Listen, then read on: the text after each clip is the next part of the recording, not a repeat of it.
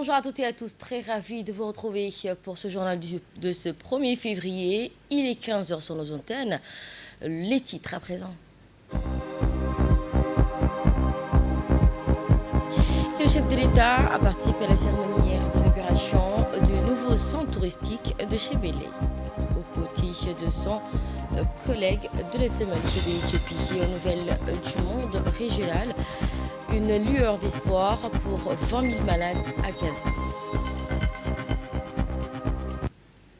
Bonjour à toutes et à tous et merci de nous avoir rejoints sur Djibouti. Le président de la République est rentré au pays après sa participation à un double événement. Le président de la République a donc regagné la capitale hier après-midi à l'issue d'un déplacement en Éthiopie où il a, sous l'invitation du Premier ministre éthiopien, pris part à l'inauguration de deux importants projets de développement. Le premier de ces événements concernait l'ouverture d'un complexe hôtelier à Djigdjiga, au chef-lieu de la région somalienne d'Éthiopie. La seconde cérémonie à laquelle a pris part le chef de l'État était portée sur la mise en service d'un important projet éolien à Shaa, dans la localité située en Éthiopie, sur les frontières djiboutiennes. Lors de ces déplacements, le président de la République était accompagné d'une importante délégation comprenant notamment le ministre des Affaires étrangères, porte-parole du gouvernement, Abdelkader Hussein Omar, ainsi que l'ambassadeur de Djibouti auprès de l'Éthiopie, M. Abdi Mahmoud Haïbé. Ainsi, lors de ces inaugurations, le président de la République a reçu aujourd'hui donc, le secrétaire d'État adjoint américain à Djibouti. Le chef d'État, donc son Excellence Ismaël Margueli, a reçu hier après-midi au Palais de la République le secrétaire d'État adjoint américain Christophe Ladou en visite à Djibouti dans le cadre d'une tournée régionale.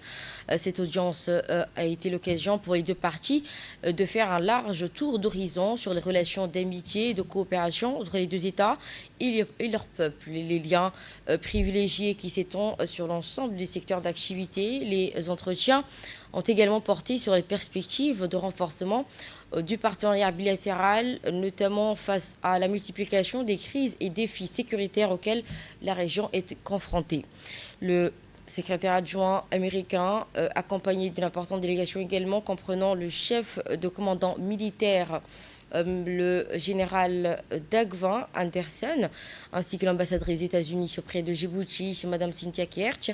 Côté djiboutien, l'audience a remis le ministre des Affaires étrangères encore et de la coopération internationale, Abdelkader Hussein Omar, le chef de sécurité nationale, Hassan Seri Trélé, le chef d'état-major général des forces armées djiboutiennes, Zikaj Ibrahim, le secrétaire général auprès de la présidence, Mohamed Abdoulaye Ouaes, ainsi que le secrétaire général du ministère des Affaires étrangères, Mohamed Ali Hassan. Et à l'issue de ces entretiens, le président de la République avec le président de la République, le secrétaire d'État adjoint américain, Christophe Ladou, s'est réjoui du caractère fructueux des liens d'échange et de coopération entre son pays et la République Djibouti. Il a souligné que la lutte contre le terrorisme et la piraterie maritime et la sécurisation des mers rouges, corridors névralgiques pour le commerce maritime mondial, ainsi que la problématique liée au conflit Yémen constitue une thématique majeure desquelles notre conversation a tourné. Réaffirmant ainsi la détermination des États-Unis à poursuivre sa relation stratégique avec la République de Djibouti. Ainsi également, à l'issue de cette rencontre, écoutons le secrétaire d'État adjoint. Nous sommes venus à Djibouti pour rencontrer le président de la République et exprimer la gratitude des États-Unis pour les nombreuses années d'excellente collaboration et d'amitié entre le gouvernement et le peuple de Djibouti. Nous entendons renforcer notre partenariat et poursuivre l'élargissement de notre coopération dans de nombreux domaines au bénéfice de nos deux peuples respectifs. Car les États-Unis et Djibouti partagent des intérêts communs dans la lutte contre le terrorisme, la piraterie, ainsi que dans la promotion de la paix et de la prospérité dans la région. Et voici l'intervention du chef de la diplomatie djiboutienne. Aujourd'hui, nous avons reçu le sous-secrétaire d'État aux Affaires étrangères, M. Lando, ainsi que le général de l'Africom qui ont rendu visite à Djibouti pour pouvoir discuter des intérêts et des aspects sécuritaires au niveau de la région comme de nos relations diplomatiques. La rencontre a été fructueuse, le président de la République les a reçus et nous avons un peu survolé tous les volets qui unissent les États-Unis avec la République de Djibouti. Ainsi, nous avons évoqué en début de journal, le président de la République a participé à l'inauguration du centre touristique de Chebeli en Éthiopie. Le président de la République, son Excellence Ben Marguerite, a pris ce week-end part à l'inauguration officielle du centre touristique de Chebeli, un projet d'envergure situé dans la région somalienne d'Éthiopie. La cérémonie a rassemblé plusieurs personnalités de haut rang, dont le premier ministre éthiopien Abiy Ahmed, le président somalien Hassan Sheikh Mohamud, ainsi qu'une délégation internationale composée de responsables et d'invités venus de différents pays.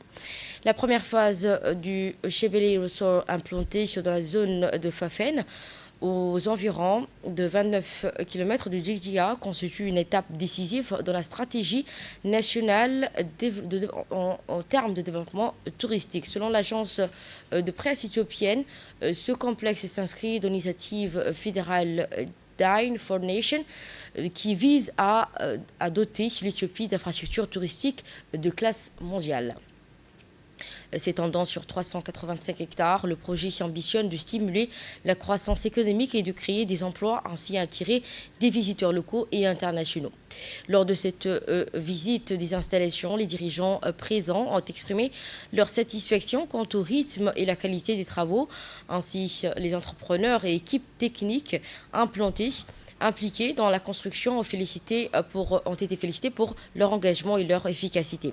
Au-delà de sa vocation touristique, le centre de Chebeli est perçu comme un moteur de développement pour la région somalienne et éthiopienne.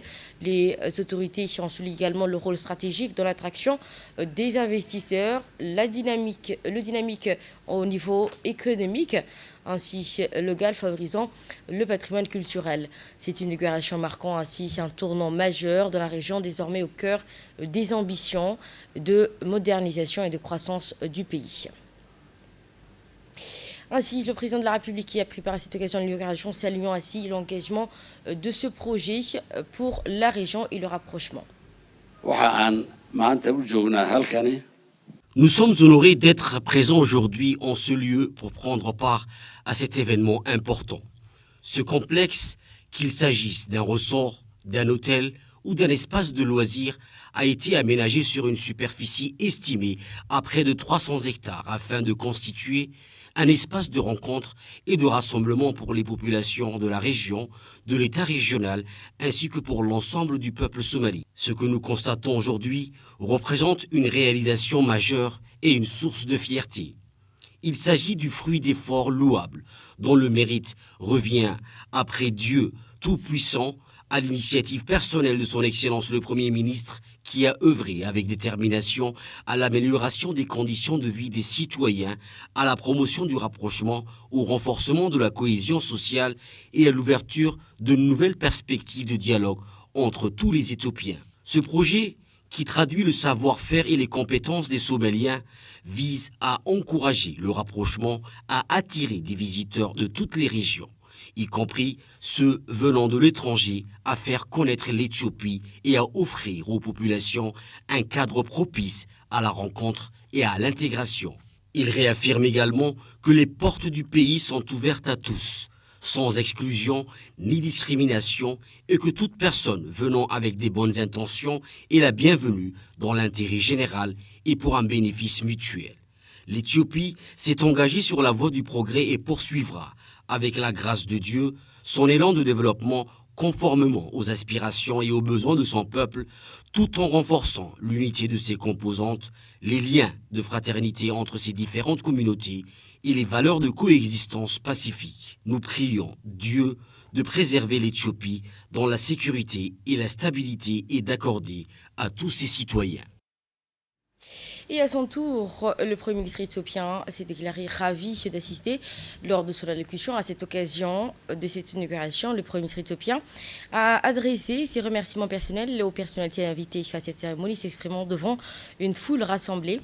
Il a qualifié la ville de joyau de développement dans la région de la Corne de l'Afrique. Il a particulièrement mis en avant la tradition locale en matière de construction, de la qualité et la durabilité des habitations bâties pour la communauté de cette région. Selon lui, ces pratiques constituent un exemple précieux pouvant inspirer les politiques d'urbanisation à l'échelle nationale.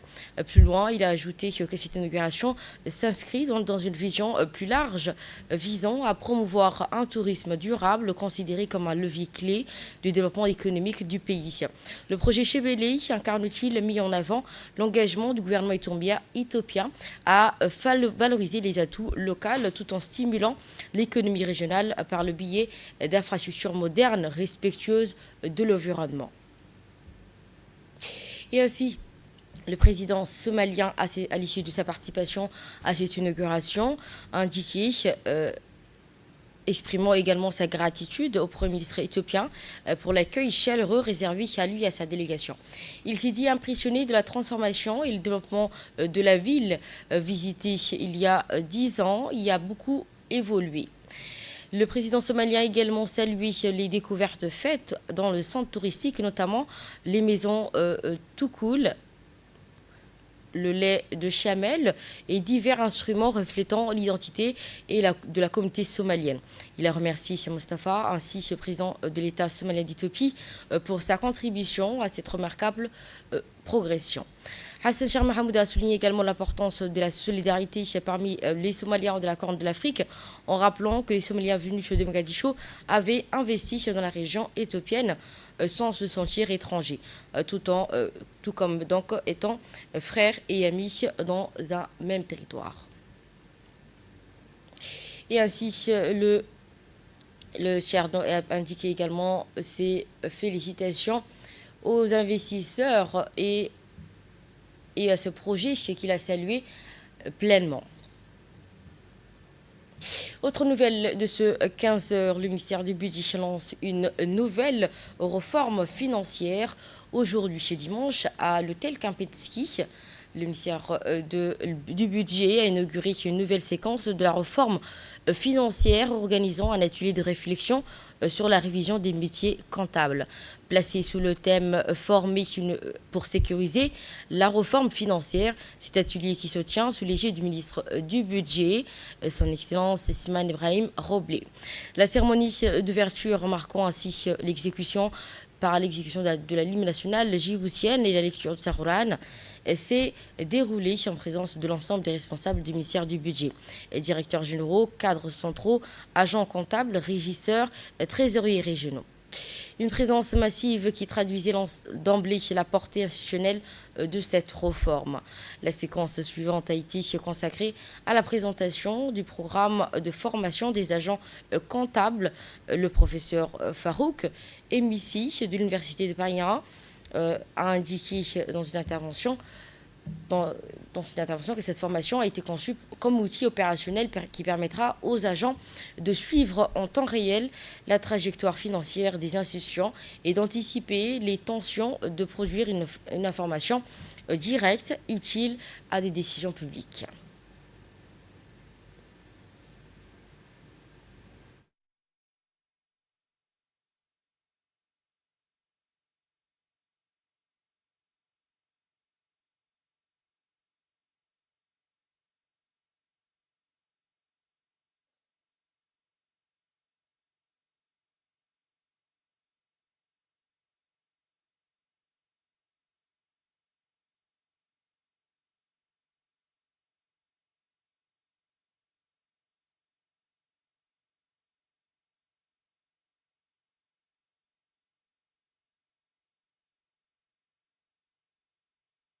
C'est cette réflexion et cette stratégie, cette volonté dont a fait preuve son Excellence, Monsieur le Ministre. Volonté d'abord, cette volonté pour que les entreprises, les établissements publics modernes doivent disposer d'un système comptable et financier de qualité capable d'aider les autorités ministérielles à prendre les bonnes décisions et au bon moment. Il n'est nullement besoin de rappeler que le monde évolue très vite. L'information est devenue cruciale, mais elle est également pléthorique. Donc, comment synthétiser ces informations pour que les décisions puissent être prises de façon tout à fait pertinente? C'est cet objectif qui a été défini par M. le ministre, doter ces entités de comptables compétents, plus largement de fonctionnaires et de responsables dans la chaîne comptable compétents et efficaces, qui sont des relais pour à la fois partager des informations fiables, pertinentes et qui finalement aident à la décision au sein de toute organisation et de la tutelle. Et soirée de soutien cette fois-ci dans le cadre des élections d'avril 2026 prochain. Une soirée culturelle et musicale en soutien au président de la République, son Excellence Pomar Guelleh, candidat de l'UMP. C'est une hier soir devant l'annexe RPP de Chermoussa à Balbala. L'événement qui a été organisé par les habitants de Chermoussa avec le soutien du ministère des Affaires musulmanes et du bien Warf. La cérémonie qui s'est déroulée en présence du ministère des Affaires musulmanes et du bien Warf, Moumi Hassan Barri, du président de la commune de Balbala, de Mohamed Hassan Saïd, du président de l'annexe RPP de Chermoussa. Cette soirée marquant ainsi une forte mobilisation populaire a réuni des notables et des responsables civils et militaires. L'événement a été ponctué par des danses folkloriques et des chants nationaux, ainsi que des représentations illustrant les réalisations du président de la République et ses efforts en faveur du développement du pays.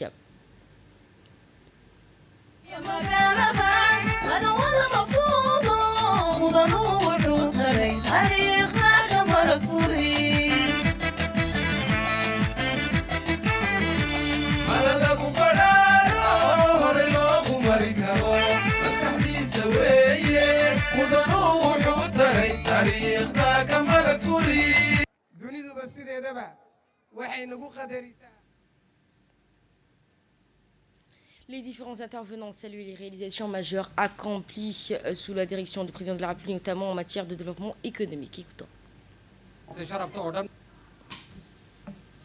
Et lors de son allocution, à cette occasion, le ministre du Bien Warf a indiqué les principaux objectifs de cette rencontre étant de préciser qu'à cette soirée visant de mettre en lumière les activités réalisées par l'annexe du parti du Rassemblement populaire pour le progrès, à l'instar des autres annexes situées dans la capitale et dans les régions. Le ministre a également indiqué que l'événement avait pour objectif de féliciter l'annexe de Chermoussa pour ses réalisations remarquables et de souligner sa grande popularité auprès de la population, ainsi d'accueillir de nouveaux militants, devrait affirmer ainsi leur soutien au président de la République. Il a également ajouté dans son intervention les projets de développement initiés par le président de la République en faveur du pays et de la commune de Balbala en particulier, sont nombreuses, ainsi possible de démontrer leur évolution. Il a rappelé que l'université de Djibouti, située à Balbala, que la commune abrite la bibliothèque et archives nationales, qu'elle comprend notamment d'autres infrastructures de développement. Autre nouvelle de ce 15h, première formation nationale sur le diabète de type 1 chez les enfants et adolescents à Djibouti. La Société djiboutienne de la pédiatrie a organisé hier à l'hôtel Premier la première formation nationale consacrée au diabète de type 1 chez l'enfant et l'adolescent. Cette session portant sur les diagnostics précoces, de la prise en charge initiale et la gestion des urgences. La formation s'est tenue en présence de plusieurs hauts personnalités du secteur de la santé, dont la vice-présidente du groupe CDP, Dr Emma Assina, le secrétaire général du SDP et pédiatre diabétologue, Dr Abdelrahman Mohamed Douxier, le secrétaire général du ministère de la Santé, le directeur général adjoint de la CNSS, ainsi que le Dr Abdoulaye, conseiller en santé à la présidence de Djibouti. Elle a rappelé que l'ensemble des professionnels de la santé de première ligne, pédiatres, urgentistes, ainsi que autres personnels médicaux, paramédicaux, tous appelés à intervenir dans la prise en charge des enfants diabétiques et détecter dans la précocité le diabète. Au cours de cette session, les participants ont formé à la reconnaissance précoce des signes du diabète de type 1, aux conduites de tenir également à des gestes essentiels et appliqués dès la suspicion du diagnostic, notamment en situation d'urgence, en attendant l'arrivée d'un spécialiste ou d'un diabétologue pédiatre. La formation également portée sur les protocoles de prise en charge adoptés une fois détecté le diabète chez l'enfant.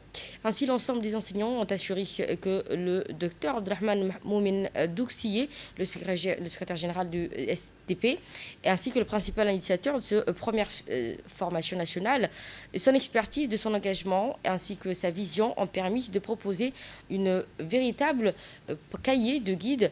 Les professionnels de la santé intervenant auprès des enfants et adolescents diabétiques en premier abord et en situation d'urgence ont été formés à cette donc, formation.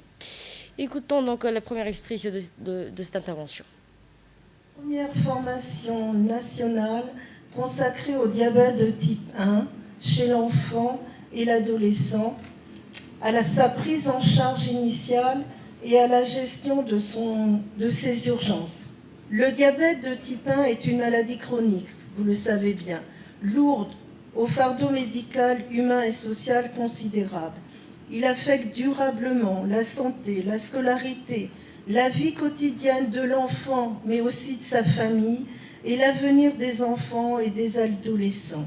Ces innovations nécessitent des professionnels bien formés et un accompagnement structuré des familles. Vous savez tous qu'il existe le Centre des jeunes diabétiques de PK12, ouvert depuis janvier 2021, soit depuis 5 ans.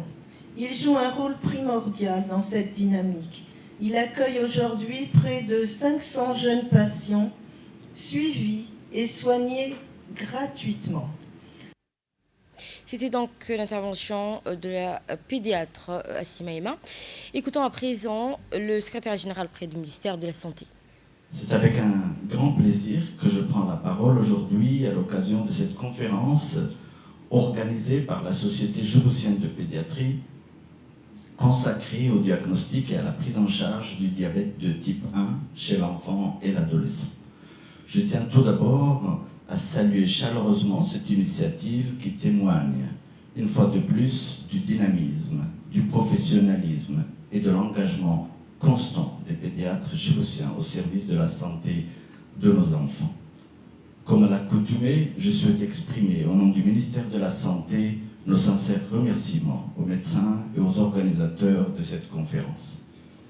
Ces rencontres scientifiques constituent des espaces privilégiés d'échange, de mise à jour de connaissances médicales, de partage des expériences et de bonnes pratiques entre praticiens.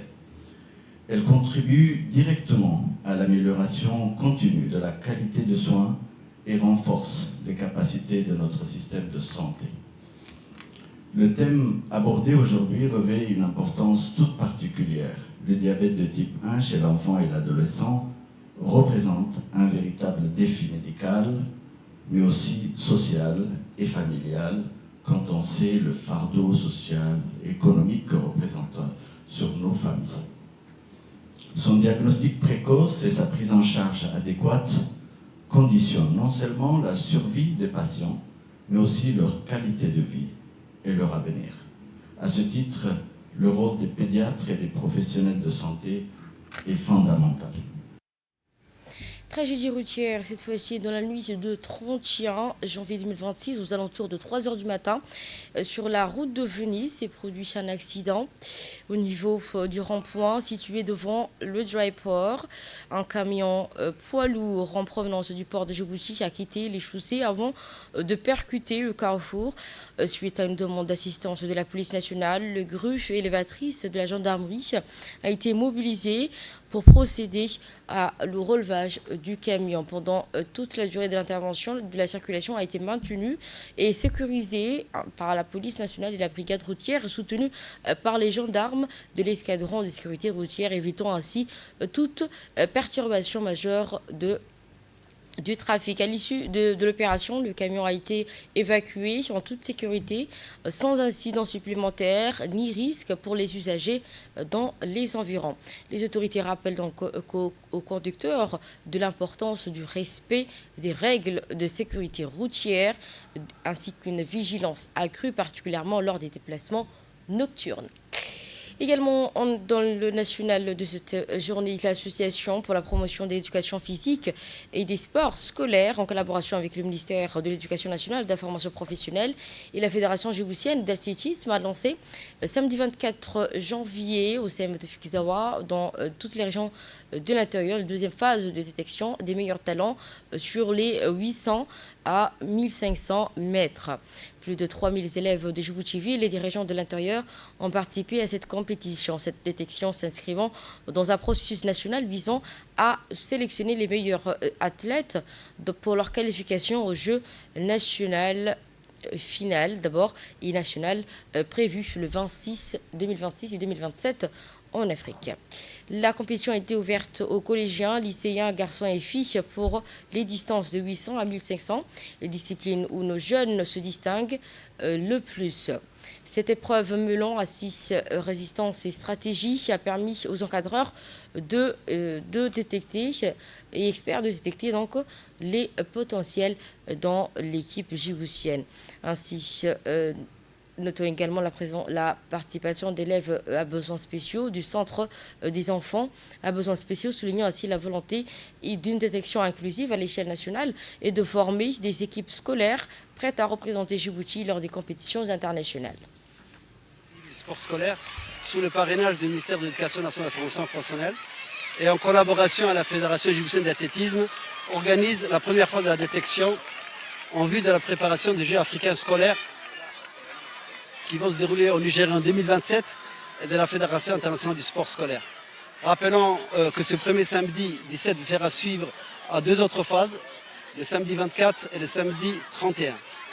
Ensuite, nous entamerons les demi-fonds, 800 mètres et 1500, et ces détections et ces préparations vont se dérouler toute l'année de 2026 et 2027 pour participer donc à ces compétitions africaines continentales, au Nigeria avec le Jeu africain scolaire, et aux compétitions internationales, la Fédération internationale du sport scolaire, qui va faire compétir tous les athlètes élèves du monde entier.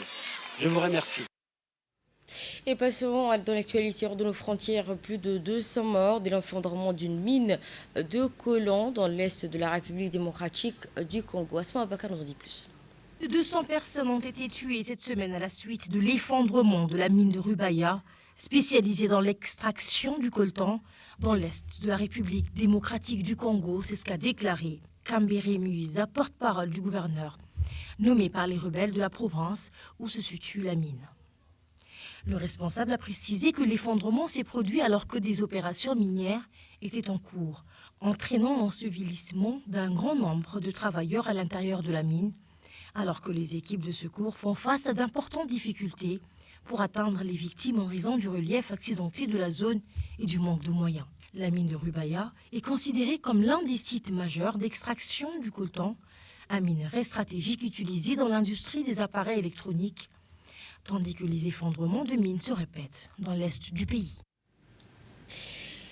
Et régional, donc, le point de passage de Rafah s'apprête à réouvrir sous un contrôle israélien strict, suscitant ainsi l'espoir pour des milliers de malades palestiniens.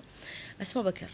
Le passage du Rafah reliant la bande de Gaza à l'Égypte se prépare à rouvrir après avoir été fermé pendant près de 2 ans à la suite de bombardements israéliens en octobre 2023, puis de sa destruction en mai 2024. Selon les nouvelles modalités annoncées, la réouverture se fera sous un contrôle israélien renforcé. Israël devra avouer à l'avance tous les passagers palestiniens autorisés à quitter Gaza. L'Union européenne assurera la surveillance du côté palestinien du point de passage, tandis que l'autorité palestinienne sera chargée d'apposer les cachets de sortie.